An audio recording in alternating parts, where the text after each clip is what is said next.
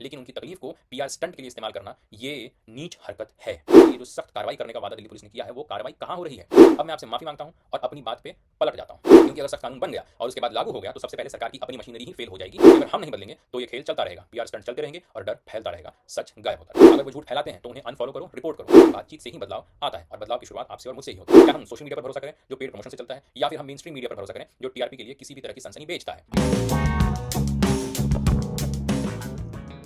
800 लोग गायब एक महीने में दिल्ली से। आपने भी देखा होगा, इंस्टाग्राम पर रील्स, व्हाट्सएप पर मैसेज, ट्विटर पर ट्रेंड्स। दिल्ली खतरनाक हो गई है, बच्चे घर से मत निकलो।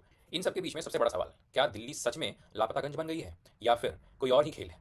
शायद पीआर का, शायद पॉलिटिक्स का, या फिर किसी फिल्म प्रमोशन का। और अगर ये सब झूठ है तो असली लापता लोगों का क्या हो रहा है, जिनके घर वाले आज भी रो रहे हैं? पहले समझते हैं ये 800 का नंबर आया कहां से, किसने फैलाया और क्यों। अगर जवाब चाहिए तो पूरा वीडियो देखिए, क्योंकि इस कहानी में ट्विस्ट बहुत है और हर ट्विस्ट आपको सोचने पर मजबूर करेगा कि हमारा सिस्टम सच में कितना पारदर्शी है और हम कितनी आसानी से बेवकूफ बन जाते हैं। आगे बढ़ने से पहले एक छोटी सी विनती, अनुरोध, प्रार्थना, रिक्वेस्ट, गुजारिश। अगर आप भी ऐसे सवालों के जवाब ढूंढते रहते हैं और चाहते हैं कि ऐसे मुद्दों पर बात की जाए तो इस चैनल को सब्सक्राइब कर दीजिए, लाइक बटन दबा दीजिए और इस वीडियो को अपने दोस्तों और परिवार वालों के साथ शेयर कर दीजिए, क्योंकि जितना ज्यादा लोग जानेंगे उतना ही कम उन्हें बेवकूफ बनाया जा सकेगा।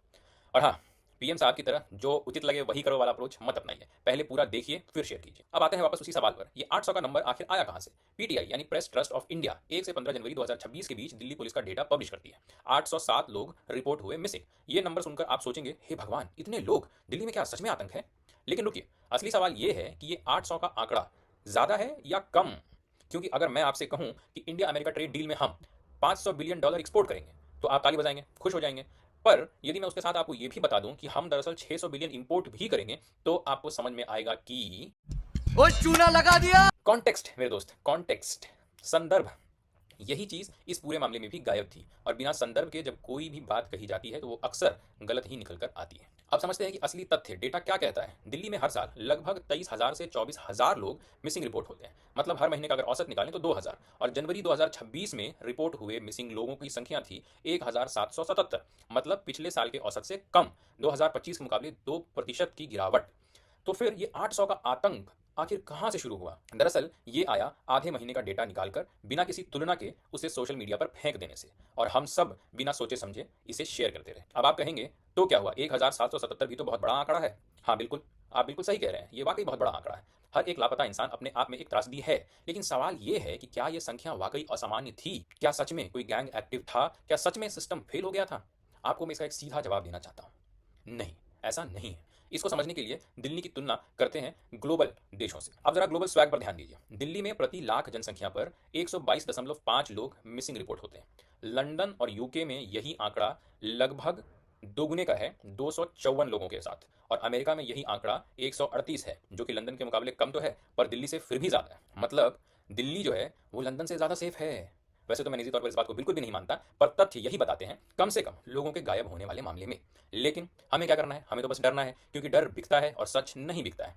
अच्छा, रिकवरी रेट की भी बात कर लेते हैं। पिछले एक दशक में रिकवरी रेट 77% का है और बच्चों के मामले में ये बढ़कर 88 से 89% तक हो जाता है। लेकिन ये बात वायरल क्यों नहीं होती? मैं बताता हूँ क्यों। क्योंकि खोने के बाद बच्चा मिल गया, अगर ऐसी हेडलाइन लिखेंगे तो उससे टीआरपी नहीं बनेगी। टीआरपी बढ़ती है 800 लोग गायब हो गए ऐसा लिखने से, और ये सारा का सारा खेल टीआरपी का। अच्छा, अब ये मिसिंग शब्द जो है इसका यहाँ मतलब क्या है वो भी समझना जरूरी है। मिसिंग रिपोर्ट का मतलब ये नहीं कि सब के सब किडनैप हो गए हैं। दिल्ली में डिजिटल सिस्टम उपलब्ध है, जिपनेट, सीसीटीएनएस, वात्सल्य, ऐसे कई साधन हैं जिनकी मदद से आप ऑनलाइन, फोन से या पुलिस स्टेशन जाकर तुरंत रिपोर्ट कर सकते हैं, और लोग करते भी हैं। क्यों? क्योंकि बच्चा स्कूल से देर घर आया, मिसिंग रिपोर्ट दर्ज हो गई। बच्चा जेईई के प्रेशर में घर छोड़कर चला गया, मिसिंग रिपोर्ट। बेटी ने प्रेमी से विवाह कर लिया, घर वालों को नहीं बताया, मिसिंग रिपोर्ट। किसी का फोन कुछ घंटों तक नहीं लग रहा, मिसिंग रिपोर्ट। और सबसे मजेदार बात, बच्चा घर वापस आ गया लेकिन परिवार पुलिस को बताना भूल गई। तो ऐसी स्थिति में वो बच्चा पुलिस की फाइलों में कई सालों तक मिसिंग ही बना रहता है, जबकि वो अपने घर वापस आ चुका है। अब आते हैं इस मसले के असली मसाले पर। 30 जनवरी 2026 रानी मुखर्जी की फिल्म रिलीज होती है, मर्दानी 3। कहानी क्या है? पुलिस अफसर गायब लड़कियों को ह्यूमन ट्रैफिकिंग रैकेट से बचाती है। पोस्टर में क्या है? ढेर सारी छोटी लड़कियां और बड़े बड़े अक्षरों में लिखा है मिसिंग। और फिल्म रिलीज होने के ठीक 2 दिन बाद 1 फरवरी को क्या होता है? सोशल मीडिया पर अचानक 800 मिसिंग का तूफान आ जाता है। Instagram reels, Facebook post, Twitter trends, हर जगह एक ही बात हो रही है, दिल्ली से बच्चे गायब हो रहे हैं, गैंग्स एक्टिव हैं, सिस्टम फेल हो चुका है। क्या ये संयोग था? दिल्ली पुलिस ने तो नहीं माना। उन्होंने साफ साफ कहा पेड प्रमोशन के जरिए पैनिक यानी डर फैलाया गया। बीजेपी आईटी सेल ने कहा ये एक हिंदी फिल्म का पीआर स्टंट है। और सबसे मजेदार बात, इतना सब करने के बाद भी वो फिल्म जो 60 करोड़ के बजट में बनी थी, कमा पाई सिर्फ 25 करोड़ रुपए। मतलब डर तो फैला दिया लेकिन टिकट फिर भी नहीं बेच पाया। एक सवाल और उठकर सामने आता है कि ये अफवाह आखिर इतनी तेज फैली कैसे। इसका भी जवाब मैं आपको समझा देता हूँ। इसके पीछे 5 अलग अलग लेवल्स पर काम किया गया। सबसे पहले बड़े झूठ में छोटा सा सच मिलाना। 800 का नंबर असली था, पीटीआई ने पब्लिश किया था। लोगों ने सोचा अरे ये तो न्यूज़ है, सच होगा। बस फर्क इतना था कि उस असली नंबर के पीछे का कॉन्टेक्स्ट यानी कि संदर्भ वो मिसिंग था। दूसरा, इमोशनल ट्रिगर, बच्चे गायब हो रहे हैं, इससे ज्यादा डरावनी बात और क्या हो सकती है। माता पिता ने बिना सोचे शेयर किया। तीसरा, credibility effect, main stream media ने भी वही नंबर छाप दिया बिना किसी कॉन्टेक्स्ट के, तो अब वही बात वेरीफाइड भी हो गई। चौथा, एल्गोरिदम का खेल, इंस्टाग्राम और फेसबुक ने देखा कि यार ऐसी रीलों पे तो एंगेजमेंट बढ़ रहे हैं, तो उसने इसे और भी ज्यादा लोगों तक पहुंचने में मदद की। और पांचवा, इन्फ्लुएंसर्स की भूमिका, बड़े बड़े पेज जिनके बहुत सारे फॉलोअर्स हैं उन सब ने इस खबर को शेयर किया। कुछ ने तो पेड प्रमोशन के तहत भी इसे शेयर किया। और इन सबके बीच में हम भोली भाली जनता, हम क्या करते रहे, हम डर कर घबरा कर इन्हें शेयर करते रहे। ये बात मैं इसलिए कह रहा हूँ क्योंकि मैंने खुद भी ऐसी कई रील्स अपने परिवार में अपने साथियों को, अपने चाहने वालों को शेयर की। अच्छा, अब डर तो फैल ही रहा था, और जब डर फैलता है तो राजनीति करने वालों को भी अपनी रोटियां सेकने का मौका मिल जाता है। इस मामले में भी वही हुआ। आम आदमी पार्टी के लोगों ने कहा दिल्ली लापतागंज बन गई है, होम मिनिस्टर अमित शाह जी कुछ भी नहीं कर रहे हैं, वो कर क्या रहे हैं। और दूसरी तरफ बीजेपी ने कहा ये सब फेक न्यूज़ है, पेड एजेंडा है, पेड नैरेटिव है, इसके पीछे कोई सच्चाई नहीं है। अभी भी आपको ये बात समझनी चाहिए कि दोनों के दोनों को अपने वोट बैंक से मतलब है, सच्चाई से किसी को मतलब नहीं है। पर इन सबके बीच ये भी समझना चाहिए कि असली पीड़ित कौन है। जब आप और मैं रील्स शेयर कर रहे थे तब कहीं वसीम रजा के पिता रो रहे थे, उनका बेटा जेईई की तैयारी के प्रेशर में घर छोड़कर चला गया। ऋतिक झा की माँ अपने बेटे को ढूंढ रही थी जो मम्मी की डांट से नाराज होकर घर से भाग गया। ये जो नाम मैं ले रहा हूँ ये कोई मनगढ़ंत नाम नहीं है, ये असली लोग हैं, असली इंसान हैं जो सच में अपने घरों से गायब हुए हैं। भले ही वे अपनी मर्जी से गए हों पर वो गायब हैं। These people are missing for real. अब इन सबके बीच में जब पुलिस कहती है कि सब ठीक है, घबराओ मत, तो मैं सोचता हूँ कि इन परिवार के लोगों को कैसा लगता होगा। उनकी तकलीफ कोई अफवाह नहीं है, उनकी तकलीफ हकीकत है, लेकिन उनकी तकलीफ को पीआर स्टंट के लिए इस्तेमाल करना ये नीच हरकत है। वैसे इस मामले पर दिल्ली पुलिस ने साफ कह दिया, पैनिक फैलाने वालों पर सख्त कार्रवाई की जाएगी। मुंबई पुलिस ने तो ऐसे ही एक पुराने मामले में तुरंत एफआईआर दर्ज करके ऐसे रूमर मॉन्गर्स को पकड़ा भी था, लेकिन दिल्ली पुलिस इस मामले में अभी तक भी कोई कार्रवाई नहीं कर पाई है। दूसरी तरफ प्रोडक्शन हाउस ने बयान देकर खुद को इस मामले से अलग कर लिया। किसी भी वीडियो बनाने वाले इन्फ्लुएंसर ने माफी नहीं मांगी। तो मैं पूछता हूं कि ये जो सख्त कार्रवाई करने का वादा दिल्ली पुलिस ने किया है वो कार्रवाई कहां हो रही है। अच्छा, अब इस पर आपके मन में एक और बात आएगी, सरकार को साफ कानून बनाने चाहिए, फेक न्यूज फैलाने वालों को सजा देनी चाहिए, है ना। मैं कहता हूं बिल्कुल आप सही सोच रहे हैं, ऐसा होना चाहिए, सरकार को ये करना चाहिए। लेकिन अब मैं आपसे माफी मांगता हूं और अपनी बात पे पलट जाता हूं, क्योंकि मुझे पता है सरकार ऐसा कभी भी नहीं करेगी। क्यों नहीं करेगी वो भी समझा देता हूं। अगर सरकार सच में फेक न्यूज़ के खिलाफ सख्त कानून बना दे तो उनकी खुद की आईटी सेल कैसे चलेंगी, उनके खुद के पेड ट्रेंड्स कैसे होंगे, उनकी खुद की नैरेटिव बनाने वाली फेक मशीनरी कैसे काम करेगी, और विरोधियों पर कीचड़ उछालने के लिए जो फेक अकाउंट्स इस्तेमाल किए जाते हैं उन अकाउंट्स को कैसे इस्तेमाल करेंगे ये लोग।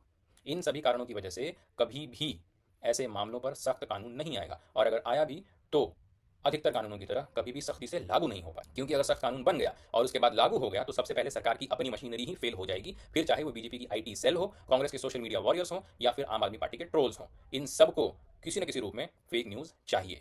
तो अब सवाल इस बात का नहीं रह गया है कि सरकार क्या करेगी, सवाल ये हो गया है कि हम यानी आम लोग, जनता क्या कर सकते हैं। क्योंकि दोस्तों ऐसे मामलों में जिम्मेदारी सरकार पर नहीं, हम पर है। हम पर है कि हम सोशल मीडिया पर कुछ भी देखें तो बिना सोचे शेयर ना करें। हम पर है कि हम कॉन्टेक्स्ट ढूंढें, डेटा वेरीफाई करें और उसके बाद ही रिएक्ट करें। हम पर है कि हम अपने दिमाग का इस्तेमाल करें फॉरवर्ड बटन का इस्तेमाल करने से पहले, क्योंकि अगर हम नहीं बदलेंगे तो ये खेल चलता रहेगा, पीआर स्टंट चलते रहेंगे और डर फैलता रहेगा, सच गायब होता रहेगा। अब इस पूरे मामले से हमें क्या सीख लेनी चाहिए। सबसे पहला तो तुलना करो, कोई भी नंबर सुनो तो उसकी तुलना करो, पिछले साल के मुकाबले क्या नंबर है और शहरों के मुकाबले क्या नंबर है, उसके बाद ही अपना ओपिनियन बनाओ। दूसरा, कॉन्टेक्स्ट ढूंढो, सिर्फ हेडलाइन मत पढ़ो बल्कि पूरी खबर पढ़ो, आंकड़ों के पीछे की कहानी समझो। तीसरा, वेरीफाई करो, सोशल मीडिया पर कुछ भी आए तो शेयर करने से पहले चेक करो, जिपनेट जैसी सरकारी वेबसाइटों पर जाओ और आंकड़े देखो। चौथा, इमोशनल ट्रिगर से बचो, अगर कोई पोस्ट आपको डरा रही है या गुस्सा दिला रही है तो रुको, सोचो और फिर एक्ट करो। ऐसे मामलों में पीएम साहब की तरह जो उचित लगे वही करो वाला अप्रोच मत अपनाओ, पहले पूरी जानकारी लीजिए फिर डिसाइड कीजिए। पांचवा, इन्फ्लुएंसर्स को अकाउंटेबल बनाओ, बड़े पेज और इन्फ्लुएंसर्स की जिम्मेदारी है कि वो सच बोलें, अगर वो झूठ फैलाते हैं तो उन्हें अनफॉलो करो, रिपोर्ट करो।